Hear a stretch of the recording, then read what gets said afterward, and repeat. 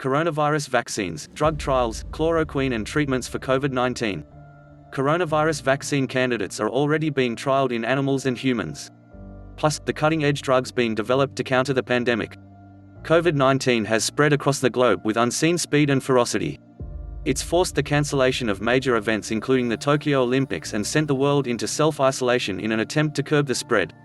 Health authorities and governments are attempting to flatten the curve and mitigate extensive transmission in the community, while scientists and researchers turn their attention to the coronavirus causing the disease, SARS-CoV-2. Since it was first discovered as the causative agent of COVID-19, scientists have been racing to get a better understanding of the virus' genetic makeup and trying to unravel how to effectively treat infections. There's no cure and medical specialists can only treat the symptoms of the disease. Many different treatment options have been proposed and some older drugs seem to be associated with positive outcomes, but much more work is required. However, the long-term strategy to combat COVID-19, which has spread to every continent on Earth besides Antarctica, is to develop a vaccine. Developing new vaccines takes time, and they must be rigorously tested and confirmed safe via clinical trials before they can be routinely used in humans. Anthony Fauci, director of the National Institute of Allergy and Infectious Diseases in the US, has frequently stated that a vaccine is at least a year to 18 months away. Experts agree there's a ways to go yet. Vaccines are incredibly important in the fight against disease. We've been able to keep a handful of viral diseases at bay for decades because of vaccine development. Even so, there exists confusion and unease about their usefulness. This guide explains what vaccines are, why they are so important, and how scientists will use them in the fight against the coronavirus. It also discusses the current treatment options being used and those that show promise in hospitals. As more candidates appear and are tested, we'll add them to this list, so bookmark this page and check back for the latest updates. A vaccine is a type of treatment aimed at stimulating the body's immune system to fight against infectious pathogens, like bacteria and viruses. They are, according to the World Health Organization, one of the most effective ways to prevent diseases. The human body is particularly resilient to disease, having evolved a natural defense system against nasty disease causing microorganisms like bacteria and viruses. The defense system, our immune system, is composed of different types of white blood cells that can detect and destroy foreign invaders. Some gobble up bacteria, some produce antibodies which can tell the body what to destroy and take out the germs, and other cells memorize what the invaders look like, so the body can respond quickly if they invade again. Vaccines are a really clever fake out. They make the body think it's infected, so it stimulates this immune response. For instance, the measles vaccine tricks the body into thinking it has measles. When you are vaccinated for measles, your body generates a record of the measles virus. If you come into contact with it in the future, the body's immune system is primed and ready to beat it back before you can get sick. The very first vaccine was developed by a scientist named Edward Jenner in the late 18th century. In a famous experiment, Jenner scraped pus from a milkmaid with cowpox, a type of virus that causes disease mostly in cows and is very similar to the smallpox virus, and introduced the pus into a young boy. The young boy became a little ill and had a mild case of cowpox. Later, Jenner inoculated the boy with smallpox, but he didn't get sick. Jenner's first injection of cowpox pus trained the boy's body to recognize the cowpox virus, and, because it's so similar to smallpox, the young man was able to fight it off and not get sick. Vaccines have come an incredibly long way since 1796. Scientists certainly don't inject pus from patients into other patients, and vaccines must abide by strict safety regulations, multiple rounds of clinical testing and strong governmental guidelines before they can be adopted for widespread use. Vaccines contain a handful of different ingredients depending on their type and how they aim to generate an immune response. However, there's some commonality between them all. The most important ingredient is the antigen. This is the part of the vaccine the body can recognize as foreign. Depending on the type of vaccine, an antigen could be molecules from viruses like a strand of DNA or a protein. It could instead be weakened versions of live viruses. For instance, the measles vaccine contains a weakened version of the measles virus. When a patient receives the measles vaccine, their immune system recognizes a protein present on the measles virus and learns to fight it off. A second important ingredient is the adjuvant. An adjuvant works to amplify the immune response to an antigen. Whether a vaccine contains an adjuvant depends on the type of vaccine it is. Some vaccines used to be stored in vials that could be used multiple times and, as such, contained preservatives that ensured they would be able to sit on a shelf without growing other nasty bacteria inside them. One such preservative is thimerosal, which has garnered a lot of attention because it contains trace amounts of easily cleared ethylmercury. Its inclusion in vaccines hasn't been shown to cause harm, according to the CDC. In places like Australia, single-use vials are now common, and thus preservatives such as thimerosal are no longer necessary in most vaccines. In developing a vaccine for SARS-CoV-2, scientists need to find a viable antigen that will stimulate the body's immune system into defending against infection. Making a COVID-19 vaccine the pathogen at the center of the outbreak, SARS-CoV-2, belongs to the family of viruses known as coronaviruses.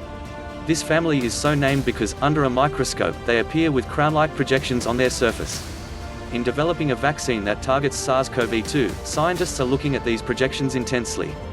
The projections enable the virus to enter human cells where it can replicate and make copies of itself. They're known as spike proteins, or S proteins. Researchers have been able to map the projections in 3D, and research suggests they could be a viable antigen in any coronavirus vaccine. That's because the S protein is prevalent in coronaviruses we've battled in the past, including the one that caused the SARS outbreak in China in 2002-03. This has given researchers a head start on building vaccines against part of the S protein, and, using animal models, they've demonstrated they can generate an immune response. There are many companies across the world working on a SARS-CoV-2 vaccine, developing different ways to stimulate the immune system. Some of the most talked about approaches are those using a relatively novel type of vaccine known as a nucleic acid vaccine. These vaccines are essentially programmable, containing a small piece of genetic code to act as the antigen.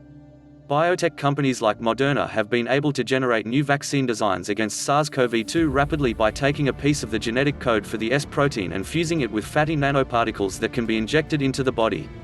Imperial College London is designing a similar vaccine using coronavirus RNA, its genetic code. Pennsylvania biotech company Inovio is generating strands of DNA it hopes will stimulate an immune response. Although these kinds of vaccines can be created quickly, none have been brought to market yet.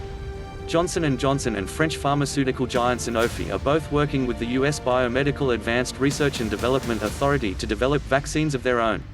Sanofi's plan is to mix coronavirus DNA with genetic material from a harmless virus, whereas Johnson & Johnson will attempt to deactivate SARS-CoV-2, essentially switching off its ability to cause illness while ensuring it still stimulates the immune system.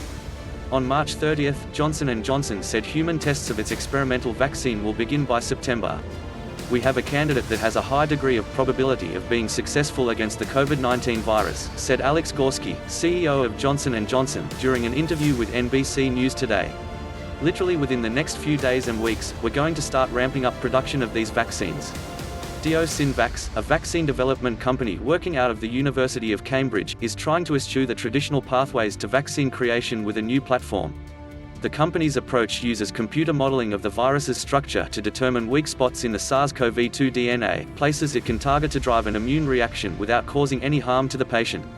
"What we end up with is a mimic, a mirror image of part of the virus, but minus its bad parts," said Jonathan Heaney, CEO and founder of DioSynVax, in a statement.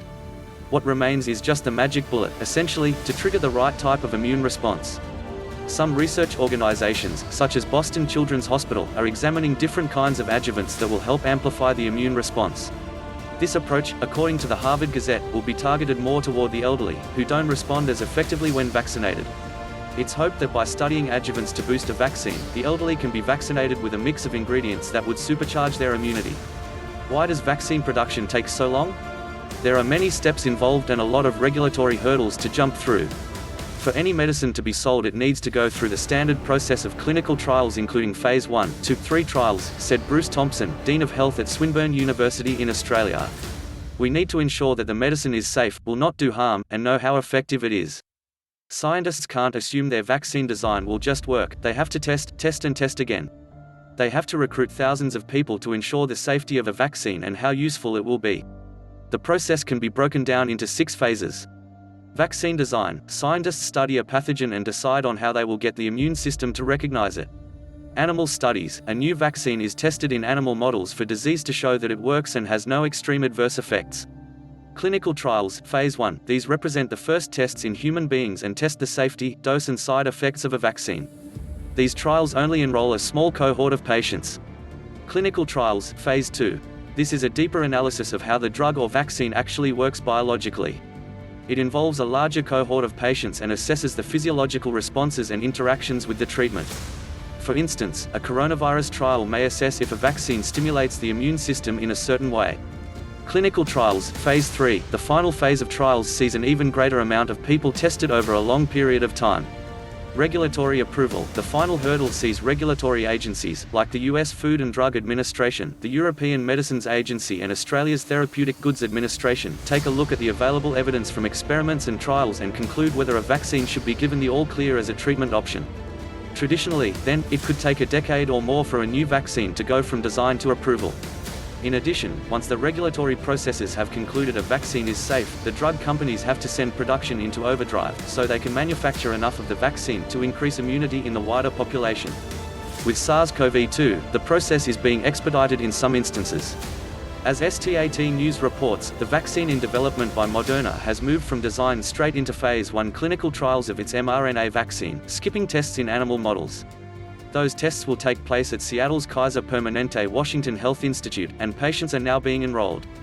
First U.S. COVID-19 vaccine trials in humans. In the U.S., Moderna's Phase 1 clinical trials began on March 16 in collaboration with NIAID, the U.S. National Institutes of Health and KPWHRI.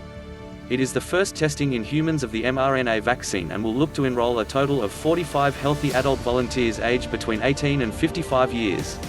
This Phase 1 study, launched in record speed, is an important first step toward achieving that goal, 4C said in a statement. Moderna's approach, explained in the vaccines section above, is particularly unique in its speed.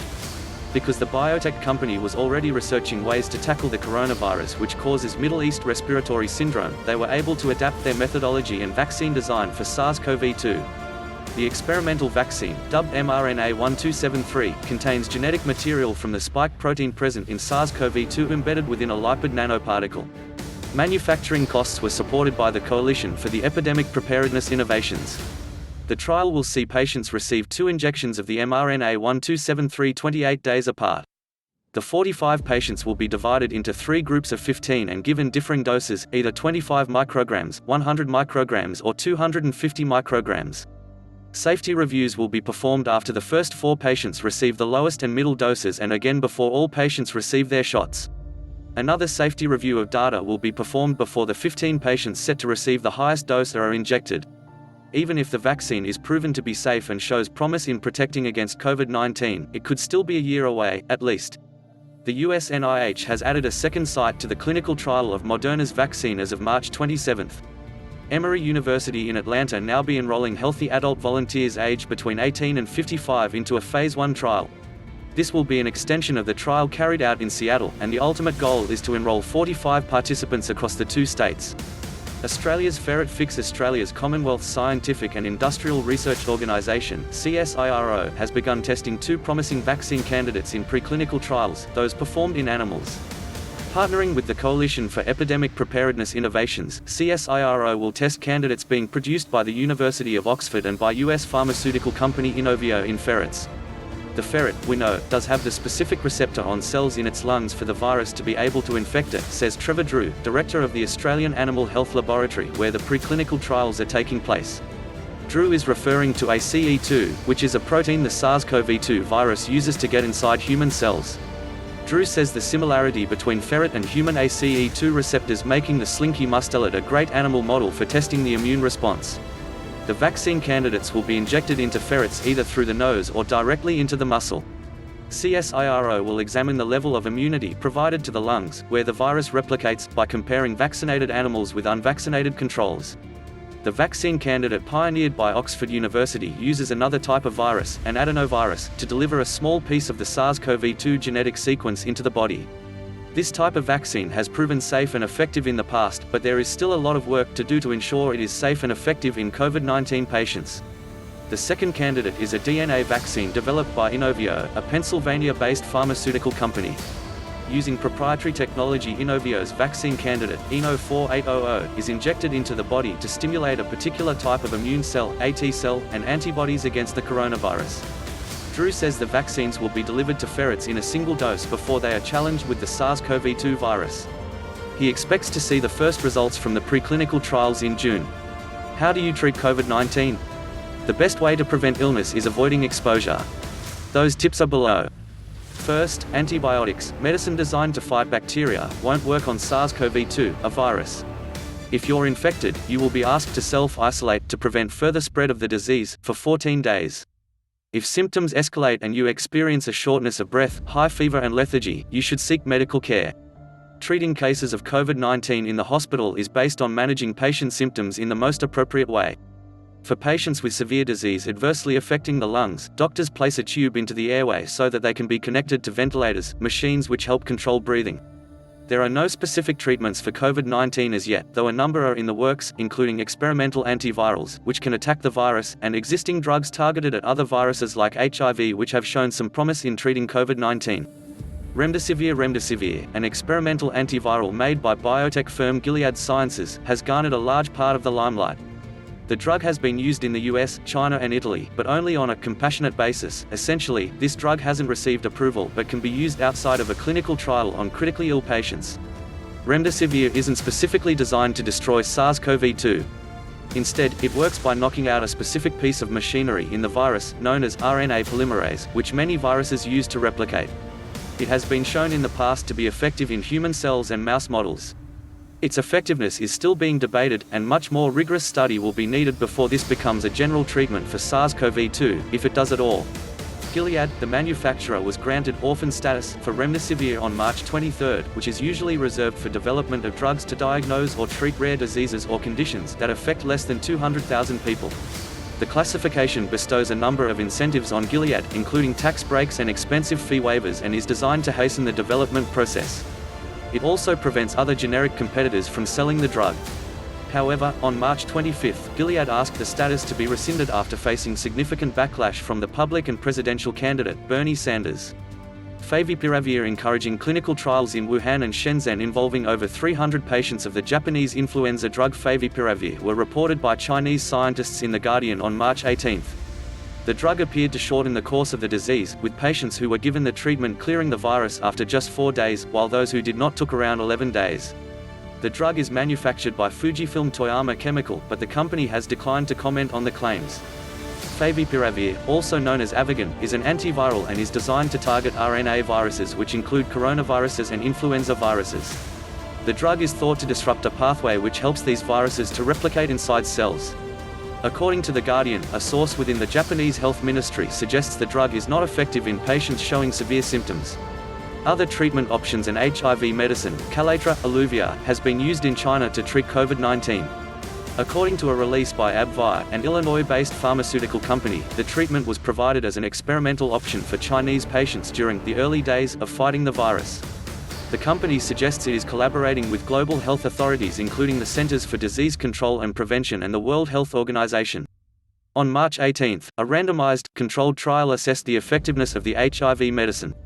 The results, published in the New England Journal of Medicine, show that adults with severe COVID-19 infections do not seem to benefit from the drug treatment and there was no clinical improvement versus standard care. The authors note additional studies should be undertaken because the treatment may reduce serious complications, such as acute kidney injury or secondary infections, if given at a certain stage of illness. The trouble with chloroquine, a drug that has been used to treat malaria for around 70 years, chloroquine, has been floated as a potential treatment candidate. It appears to be able to block viruses from binding to human cells and getting inside them to replicate. It also stimulates the immune system. A letter to the editor in journal Nature on February 4 showed chloroquine was effective in combating SARS-CoV-2. A Chinese study originating from Guangzhou reports chloroquine improved patient outcomes and might improve the success rate of treatment and shorten hospital stay. Tesla and SpaceX CEO Elon Musk and US President Donald Trump have both touted chloroquine as a potential treatment candidate. A more recent correspondence in the journal Nature, on March 18, suggests hydroxychloroquine, a less toxic derivative of the drug, is effective at inhibiting SARS-CoV-2 infection. That derivative is widely available to treat disease like rheumatoid arthritis, and Chinese researchers have at least 7 clinical trials in progress using hydroxychloroquine to treat infection. Combining hydroxychloroquine with the antibiotic azithromycin has also been associated with positive patient outcomes. Doctors in Marseille, France, undertook a low-powered study with a small amount of patients, 36, and suggested the combination treatment may be effective in reducing how much virus was found a particular part of the body. The study is being widely cited and even the President of the US suggested it could be a game changer. Whether this results in better clinical outcomes, i.e., if patients recover more quickly, is still being debated. The results are disputed and the clinical trials inconclusive, says Gaten Burjo, a medical researcher at Australian National University. To date there are no clear indications that chloroquine or hydroxychloroquine are a treatment option. Additional clinical trials will tell us whether hydroxychloroquine or chloroquine are viable options for COVID-19 treatments. Burjo advises against stockpiling hydroxychloroquine because the drug is critical for treating patients with the autoimmune condition lupus. The Food and Drug Administration Commissioner, Stephen Hahn, discussed the investigations into chloroquine during a White House briefing on March 19. That's a drug that the President has directed us to take a closer look at as to whether an expanded use approach to that could be done to actually see if that benefits patients, Hahn said. Trump announced the FDA approved chloroquine to be used on a compassionate use basis on March 19. There's another issue with chloroquine use, too. Chloroquine phosphate, which is widely available, isn't without its side effects, and health officials are warning against self-medicating. It can give you headaches, diarrhea, rashes, itching and muscle problems. It's also used as an additive in fish tank cleaner. In rare cases, it seems to greatly affect the heart muscle and can result in abnormalities or heart failure.